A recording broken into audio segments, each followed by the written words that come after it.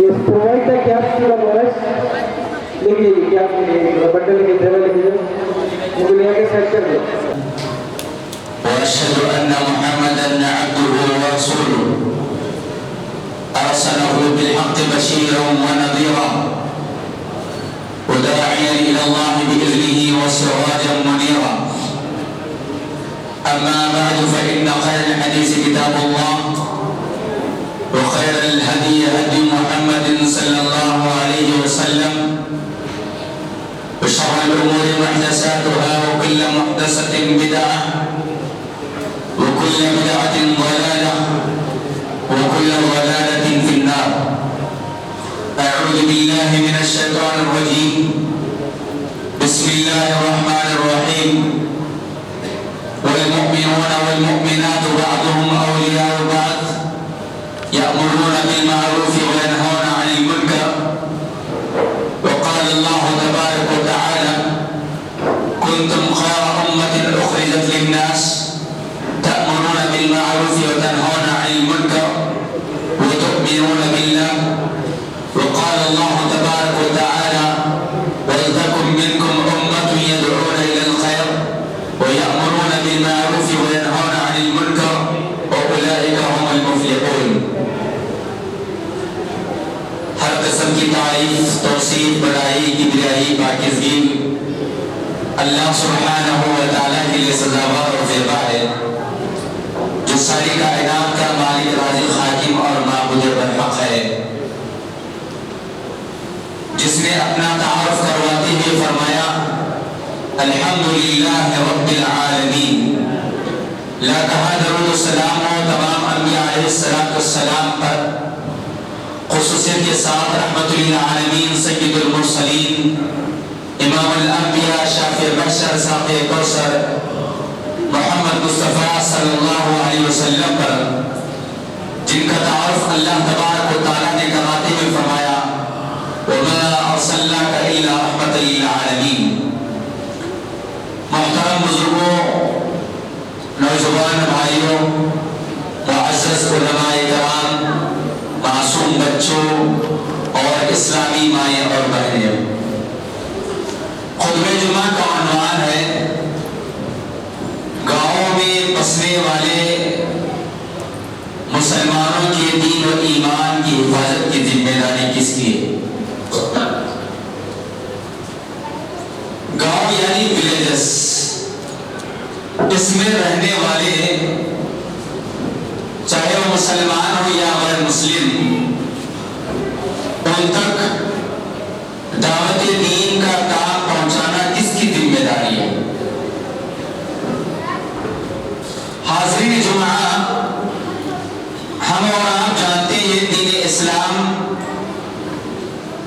کسی ایک شہر کے لیے، کسی ایک ملک کے لیے نہیں. دین اسلام ساری کائنات کے لیے،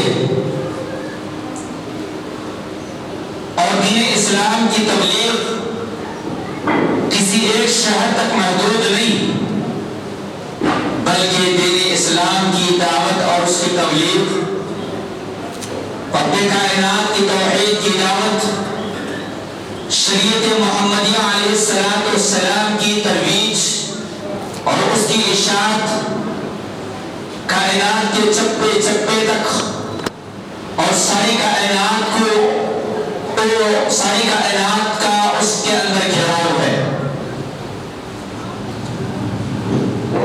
اور یہ امت جو امت محمدیہ کہلاتی ہے، جن میں میں اور آپ شمار کیے جاتے ہیں، یہ امت بھی کسی ایک شہر، کسی ایک ملک کے لیے نہیں، بلکہ یہ امت بھی عالمی امت ہے، اور اس امت کا فریضہ بھی عالمگیر فریضہ ہے. ساری کائنات کے اندر اس کو ذمہ داری دی گئی ہے. جب ہمارے سامنے یہ بات آ جاتی ہے کہ اسلام اور اسلامی تعلیمات، توحید باری تعالیٰ اور قرآن کریم کی تعلیمات ساری کائنات کے لیے اور سارے انسانوں کے لیے ہے۔ تو سوال یہ ہے، کیا صرف اور صرف شہر کے اندر، سٹیز کے اندر اور بڑے بڑے شہروں کے اندر ہی اس کام کو محدود کیا جائے گا؟ کیا اس کام کی ذمہ داری صرف شہر میں رہنے والوں کے لیے شہر کے حد تک ہی ہے، یا پھر ہمارے اور آپ کے خاندوں پر ڈالی گئی یہ خیر امت کی ذمہ داری شہروں سے، سٹیوں سے نکل کر پہاڑوں کے درمیان بسنے والی آبادی، گاؤں اور ولیجز میں رہنے والی آبادی، ندی نالوں کے درمیان رہنے والی آبادی، جنگلوں اور بیابانوں میں بسنے والے لوگوں کے درمیان تک ہمیں اور آپ کو پہنچنا ہے یا نہیں پہنچنا ہے؟ اگر پہنچنا ہے تو کیا ہم نے اس ذمہ داری کو ادا کیا یا ادا کر رہے ہیں؟ کیا ہم اپنی روزمرہ کی زندگی سے باہر نکل کر کبھی ایک دن، کبھی ایک گھنٹہ، کبھی آدھا گھنٹہ اس بات کے لیے سوچتے ہیں، فکر کرتے ہیں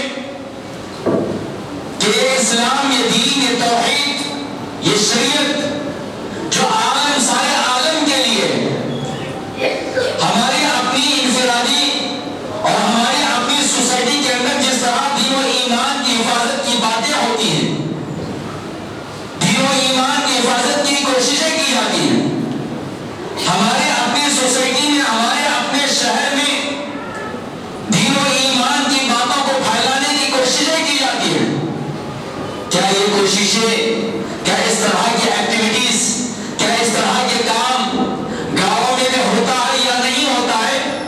کیا کرنا چاہیے یا نہیں کرنا چاہیے؟ کیا شہر کے اندر بسنے والی آبادی کے علاوہ کوئی اور آبادی ہے یا نہیں؟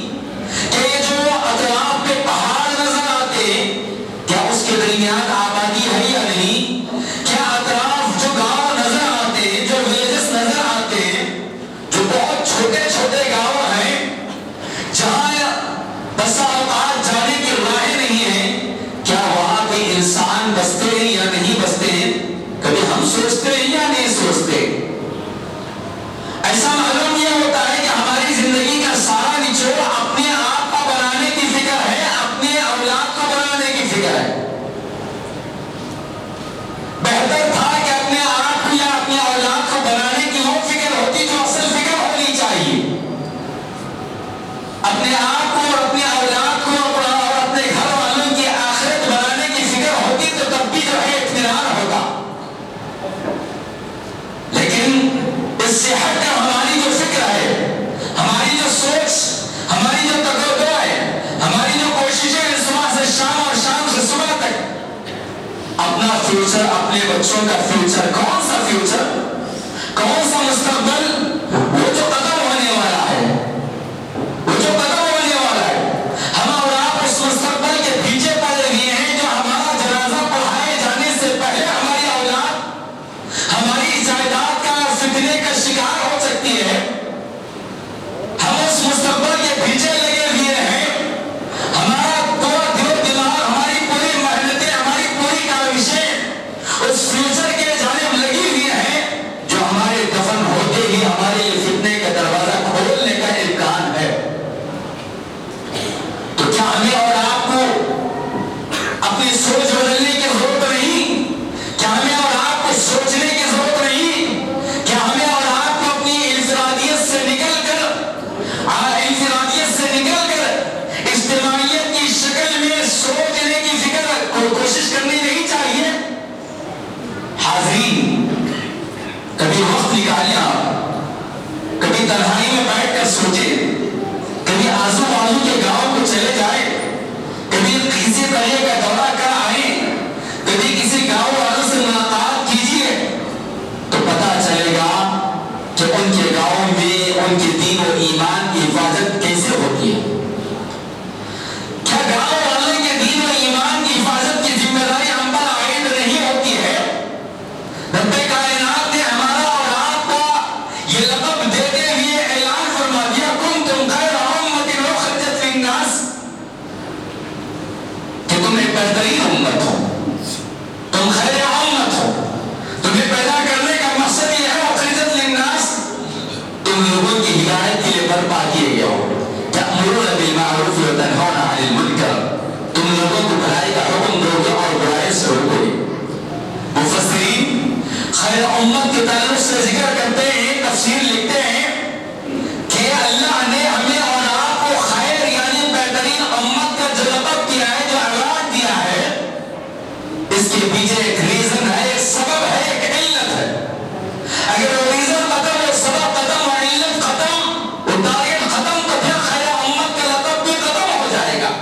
وہ ٹارگٹ کیا ہے، وہ ریزن کیا ہے کہ ہمیں اور آپ کو بہترین کا لقب دیا گیا، اچھائی کا لقب دیا گیا، وَأُخْرِجَتْ لِلنَّاسِ تَأْمُرُونَ بِالْمَعْرُوفِ وَتَنْهَوْنَ عَنِ الْمُنكَرِ، کہ تم جو ہے لوگوں کو بھلائی کا حکم دو گے، برائی سے روکو گے، وَتُؤْمِنُونَ بِاللَّهِ، اللہ کی ذات پر ایمان لے آؤ گے۔ کیا یہ فریضہ ہم اور آپ انجام دے رہے ہیں؟ انجام دے رہے ہیں تو کہاں دے رہے ہیں؟ کہ صرف شہر کے اندر ہی یہ دعوت کا کام محدود ہے؟ کیا ہمارے دعوت کے حقدار، ہماری تعلیم و تربیت کے حقدار، ہمارے اصلاح کی محفلوں کے حقدار صرف شہر والے ہیں؟ حاضرین رخ نکالیں، چلے ہمارے ساتھ۔ آج بھی ایسے ایسے گاؤں ہیں، آج بھی ایسے ایسے قریے ہیں، ایسے ایسے ولیجز ہیں جہاں کی لوگوں کی زبان پر بسم اللہ کا لفظ بڑی مشکل سے نکل پاتا ہے، جہاں کے لوگوں کی زبان سے لا الہ الا اللہ کا کلمہ بڑی مشکل سے ادا ہوتا ہے، اور مسلمان ماں کے پیٹ سے پیدا ہو گئے، مسلمان نام رکھ دیا گیا ہے، بس اتنا ہی ہے۔ ان کی حالت کو دیکھو گے تو خون کے آنسو رونے پر مجبور ہو جانا پڑے گا۔ آج بھی کتنے ایسے گاؤں ہیں جہاں 60 سال 70 سال 80 سال 200 سال سے مسلم آبادی تو ہے، لیکن مسجد نہیں ہے، مسجد نہیں ہے، مدرسہ نہیں ہے، کوئی عالم دین نہیں ہے، کوئی ان تک دین و ایمان کی بات پہنچانے والا نہیں ہے، اور ہے تو کیا ہے؟ شرک ہے، بدعات ہے، خرافات ہے، آبائی رسم و رواج ہیں، باپ دادا کے طور طریقے ہیں۔ کتنے ایسے گاؤں ملیں گے جہاں مسجد کا نام و نشان تو نہیں ہوگا، لیکن عاشقانہ رہے گا، یعنی محرم میں جو علم بٹھائے جاتے ہیں وہ ایک مکان تو رہے گا، اور ہر جمعرات وہاں جو ہے فاتحہ قانی، شرک کے کام، بدعات کے کام، رسم و رواج کے کام کوئی ملا انجام دے دیتا ہے، جس کو ڈھنگ سے سورہ فاتحہ پڑھنا تو نہیں آتا ہے۔ وہ یہ سمجھتے ہیں، وہ گاؤں والے یہ سمجھتے ہیں کہ ہم جو ہے رمضان آئی تو عید کی نماز بھی پڑھ لیں، بقرعید آئے تو عید کی نماز بھی پڑھ لیں، اور ہندوؤں کی عید آئے تو وہ عید بھی کر لیں۔ گھر کے اندر جہاں اللہ تبارک و تعالیٰ کے نام کا ایک فوٹو لگا کر رکھے، ایک تحفہ لگا کر رکھے، وہیں پر دوسرے دیوی دیوتاؤں کے تحفے لگا کر بھی رکھتے۔ وہ یہ سمجھتے ہیں دین کا مطلب یہ ہے کہ ہماری اپنی حفاظت اور اپنے گھر کی حفاظت کے لیے گھر کے اندر ناریل باندھ کر رکھ دے، لیمو باندھ کر رکھ دے، چند لوگوں کی تصاویر رکھ دے، حضرت علی رضی اللہ تعالیٰ عنہ کا نام رکھ دے، حضرت فاطمہ رضی اللہ تعالیٰ عنہ کی نعوذ باللہ شکل و صورت کی فوٹو رکھ دے، اور گھوڑے کی فوٹو رکھ دے، شیر کی فوٹو لگا کر رکھ دے، ہرے کپڑے میں کچھ باندھ کر رکھ دے، چاندی کے اوراق میں کچھ لکھا کر رکھ دے۔ گویا ان کا تصور یہی ہے کہ یہی دین ہے، یہی ایمان ہے۔ بچہ پیدا ہو گیا، مسلمان کا نام رکھ دیجئے، اور پھر تھوڑا سا بڑا ہوا ختنہ کروا دیجئے، نکاح کا وقت آ گیا تو نکاح کسی عالم غیر سے لا کر پڑھا دیجئے، پھر اس کے بعد اس کی زندگی میں وہی روٹین زندگی چلے گی، نہ اسے قرآن معلوم ہے، نہ حدیث معلوم ہے، نہ نبی معلوم ہے، نہ اللہ کا صحیح تعارف معلوم ہے، نہ اسے نماز و روزے کے مسائل معلوم ہے، نہ اسے طہارت کے مسائل معلوم ہے، نہ حلال و حرام کی تمیز اسے معلوم ہے۔ حضرات ایک ایسا سماج ہے، ایک کس طرح کی زندگی ہم اور آپ گزار رہے ہیں، اس قدر بے فکری کی زندگی کیسے گزر سکتے ہیں ہماری اور آپ کی؟ ہمارے پڑوس میں، ہمارے گاؤں میں،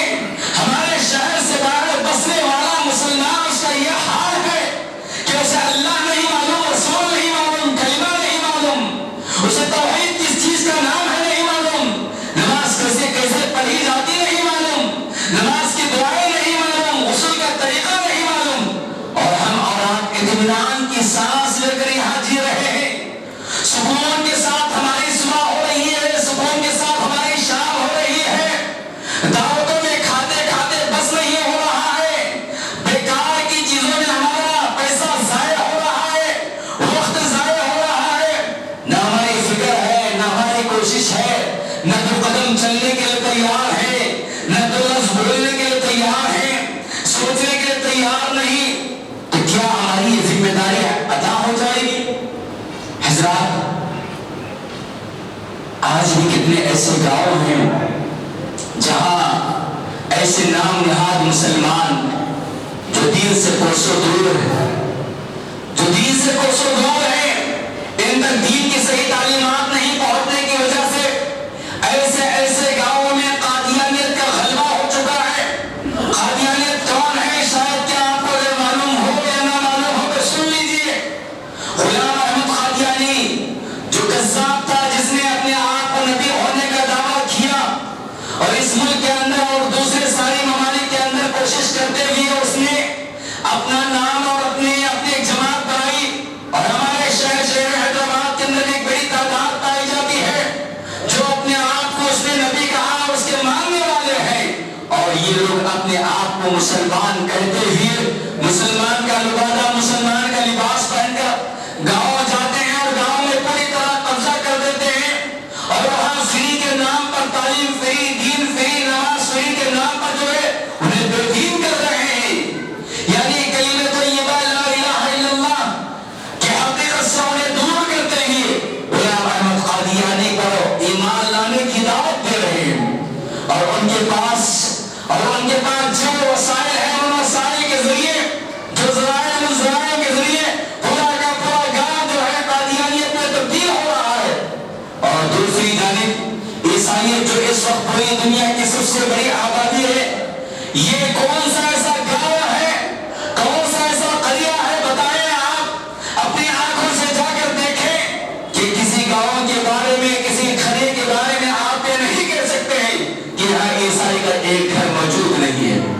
کسی پہاڑ کے بارے میں آپ نہیں کہہ سکتے ہیں کہ اس پہاڑ پر بسنے والی آبادی میں عیسائی مبلغ نہ پہنچا ہو، عیسائیت کی دعوت دینے والا نہ پہنچا ہو۔ ساری زندگیاں وہ لگا کر مسلمانوں کو اور گاؤں والوں کو عیسائیت میں تبدیل کرنے پر تلے ہوئے ہیں، اور ہم اور آپ بڑے اطمینان کے ساتھ یہاں شہر کے اندر آرام کی زندگی گزار رہے ہیں۔ کیا ہم سب کی ذمہ داری نہیں بنتی ہے؟ غربت کا یہ عالم ہے گاؤں کے اندر کہ آج کے اس ترقی یافتہ دور میں بھی پیچھے آنے والوں کے لیے جگہ بنائیں، تھوڑا سا آگے ہو جائے جگہ بنائیں۔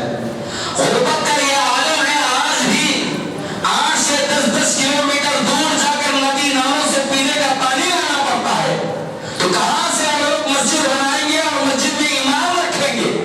کہاں سے ہم لوگ اپنی اولاد کو شہر بھیجیں گے، مدرسہ بھیجیں گے اور وہاں سے عالم بنوا کر لے آئیں گے؟ غربت کا یہ عالم ہے کہ اگر صبح کھیتی کے کام کے لیے نہ جائیں ایک دن، تو اس دن فخر و فاخر کی انہیں نوبت آ جائے گی، تو کہاں سے وہ اپنے دین و ایمان کی حفاظت کر بیٹھیں گے؟ دین و ایمان کی حفاظت کہاں سے کر بیٹھیں گے؟ کھانے کے لیے کھانا نہیں، بدن پر صحیح سے لباس نہیں، رہنے کے لیے صحیح سے گھر نہیں، بارش کے اندر اگر گھر کے اندر رہیں تو گویا ندی نالے کے اندر رہنے کے مماثل ہے، ندی نالے کے اندر رہنے کے برابر ہے۔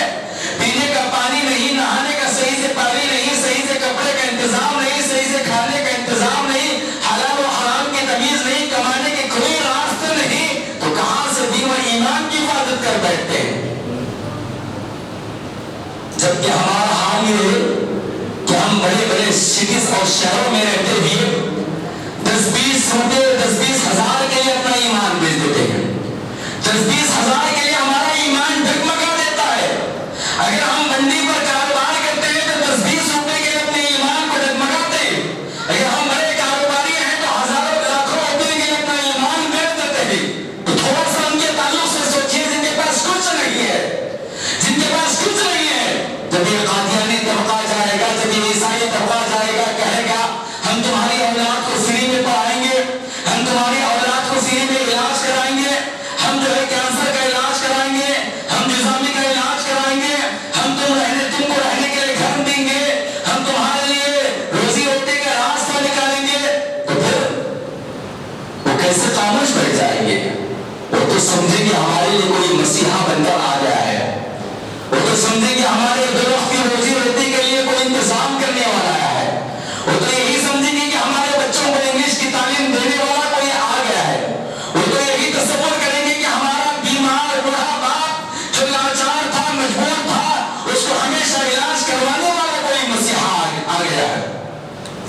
سب فری کا انتظام کرتے ہیں اور دیکھتے ہی دیکھتے گاؤں والوں کے دین و ایمان پر ڈاکہ ڈالتے ہیں چور۔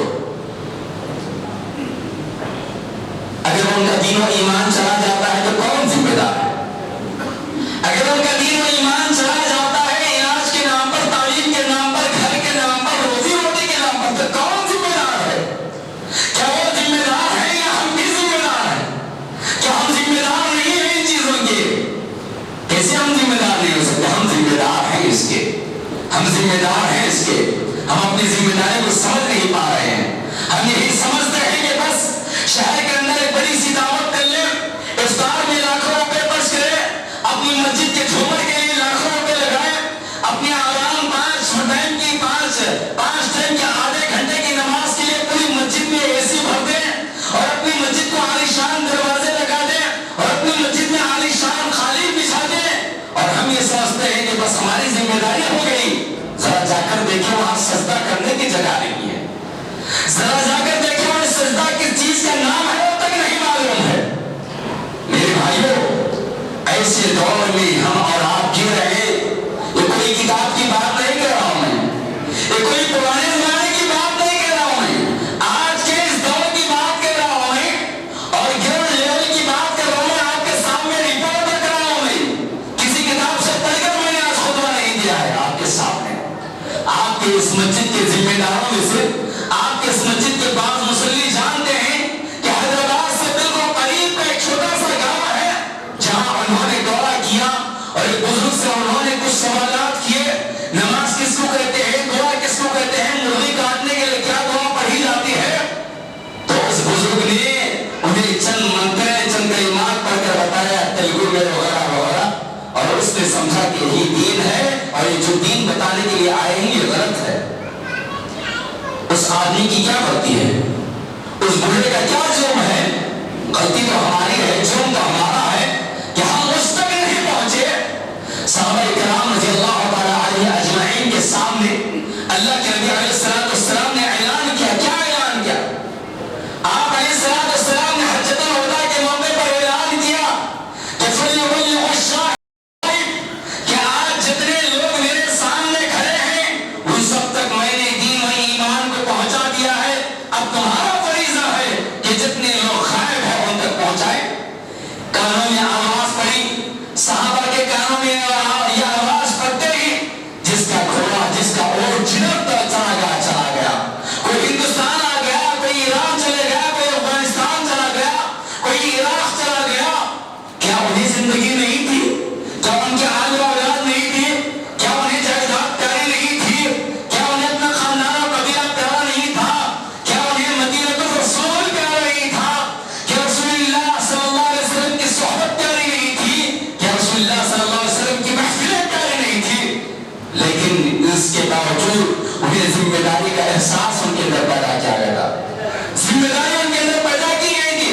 فَلْيُبَلِّغُ الشَّاهِدُ الْغَائِبَ کا نعرہ سننا تھا، جو جدھر چلا گیا، اور انہیں کی بدولت اللہ تبارک و تعالیٰ کا دین و ایمان ہم اور آپ تک ملا۔